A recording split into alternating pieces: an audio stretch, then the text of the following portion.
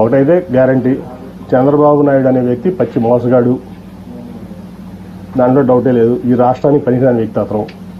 సరే, జనం దేవుడు అనుకుంటారా, లేదా కులపరంగా అనుకుంటారా, మీడియా పరంగా అనుకుంటారా, లేదా మరి ఎందుకు అనుకుంటారో అది ఇది. కానీ ఈ జగన్మోహన్ రెడ్డి గారు అయితే పేదల పక్షపాతి, నిరుపేదల పక్షపాతి. విజయవాడ పట్ల ఆయన చిత్తశుద్ధి లేదు, నాకు తెలిసి ఎప్పుడు. అది ఒక 100 కోట్లు కూడా 2014 నుంచి 19 వరకు విజయవాడ అభివృద్ధి కోసం చంద్రబాబు నాయుడు ఇచ్చింది లేదు, చేసింది లేదు. నేను మొదటి నుంచి చెప్తున్నా. నేను ఆయన చెప్పేవాడిని, sir Vijayawada is a reality, Vijayawada is a reality. Amaravati is your dream which has to be converted into a reality.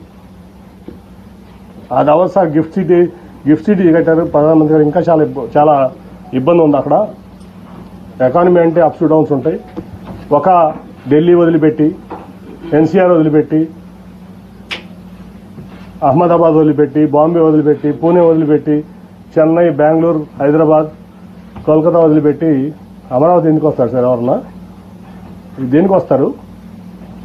ఇవన్నీ అవ్వవు సార్. ముందు విజయవాడ, గుంటూరు ఇవన్నింటినీ చేసుకుందాం మనం అని చెప్పి ఎన్నో సందర్భాలు కన్ఫరెంట్ అయ్యాను. కానీ ఫస్ట్ టైం నేను ఎంపీని, నీకేం తెలియదు అని చెప్పి నన్ను తోసేవాళ్ళు.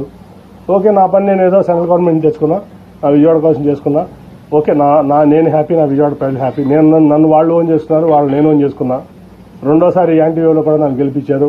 దానికోసం నేను కష్టపడుతున్నాను, ఇంకా కష్టపడతా.